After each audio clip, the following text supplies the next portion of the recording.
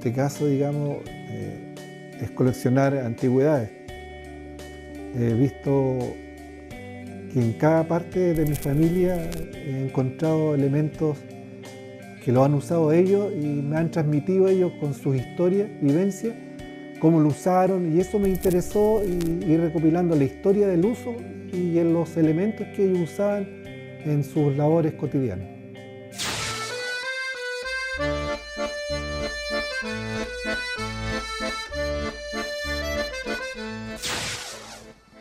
Cuando chico siempre escuché historias por parte de mi abuela, especialmente mi abuela materna, que me ayudó mucho en mi crianza. Mis primeros 5 años de vida fueron muy críticos en mi estado de salud.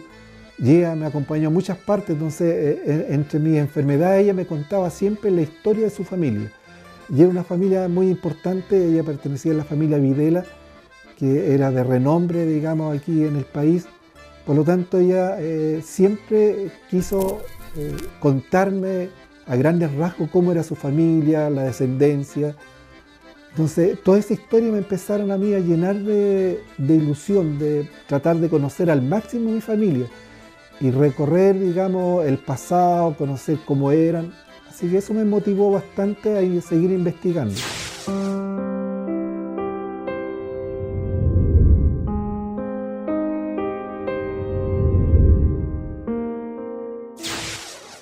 Mira, en el año 60 estábamos nosotros en Curanilahue cuando ocurrió el terremoto, uno de los primeros terremotos que fui testigo yo, que ya he pasado varios después. Pero para mí el terremoto del 60 me marcó al ver tanta destrucción que hubo en la zona. Las cañerías que en ese entonces eran de fierro, de cañería galvanizada. Hoy día ya es en planza, en PVC o cobre. Antes era solamente tubos galvanizados.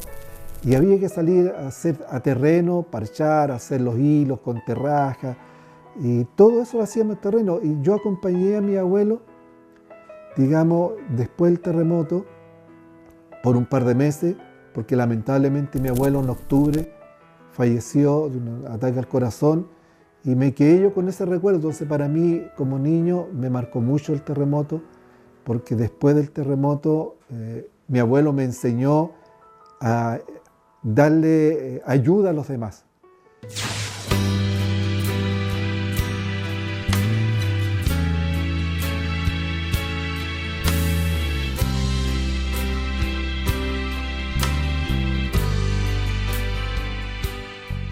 Bueno, la máquina fotográfica, tengo una máquina del año, una Kodak, perdón, hay una Agfa, una Kodak, hay una Cele y hay una Contact alemana. La más antigua que tenemos es una Kodak del año 1914. Fue una de sus primeras cámaras que logró adquirir mi abuelo José. La compró con mucho esfuerzo, se la compró a una persona, un amigo de él, que era jefe de Endesa. Pero la otra cámara, una Agfa, que es una cuadradita, también, digamos, me la hizo llegar mi cuñado Efraín Peña, hermano de mi esposa. También es una cámara del año 1950, también tiene sus añitos.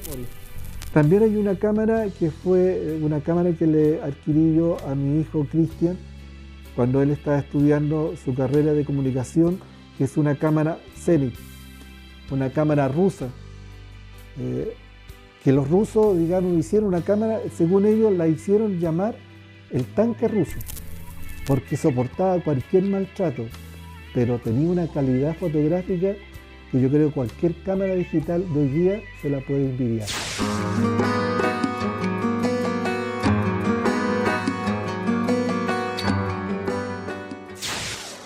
Mira, esa trompeta me llegó un pastor de la iglesia metodista pentecostal, el pastor Vera, Marcelino Vera, de Osorno. Él evangelizó el sur, entrando por Bariloche, evangelizó casi todo el sur de Argentina. Por un compromiso de amistad, el pastor me quiso regalar para incorporarla yo al museo, una mandolina napolitana que es del año 1900. Fue fabricada entre el año 1890 y el 1900. Ese es el año de fabricación de esa mandolina.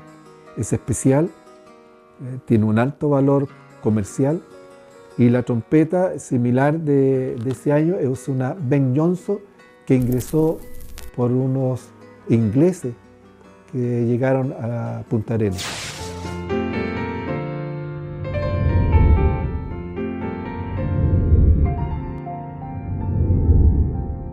Sí, es un equipo de televisión que en un tiempo en Osorno que estuvimos incursionando, digamos, en la televisión con mi hijo. Él era técnico en comunicación y adquirimos esos equipos para poder trabajar. Estuvimos saliendo por VTR, un canal personal, como un desafío muy familiar.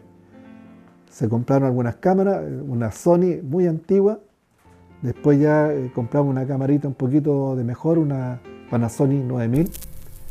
Tenemos la mezcladora de imagen. En este momento estamos reparando, digamos, una mezcladora de audio.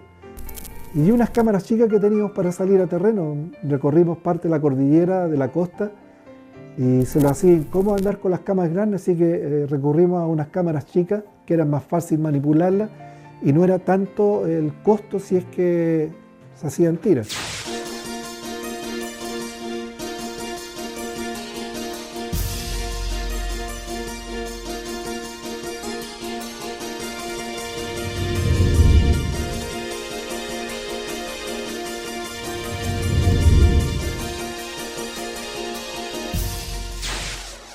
Mira, yo me sentiría feliz que mis nietas, cuando ya ellas puedan tener la razón de escucharme y tener el tiempo yo como para explicarle mi antepasado. Fíjate que mi antepasado, yo tengo noción de mi bisabuelo del año 1870. Mi abuela incluso me hizo llegar un revólver, que para mí es una de las piezas de mayor valor que tengo, por una historia. Ese revólver tiene unas incrustaciones de oro y plata, y en algunas partes de bronce. Dice la historia que los bandidos, cuando moría el líder, la manera de elegir un nuevo líder era el revólver que tenía más incrustaciones de oro, plata y bronce. Ese era el líder. No se elegía, digamos, quién era el más famoso, quién era el más bonito, más simpático, sino quién tenía más incrustaciones. Y cada vez que mataban a una persona importante del enemigo, ellos incrustaban una pepita de oro en el revólver. Y cuando ya no era tan importante, era plata. Y cuando era un parroquiano común y corriente, era bronce.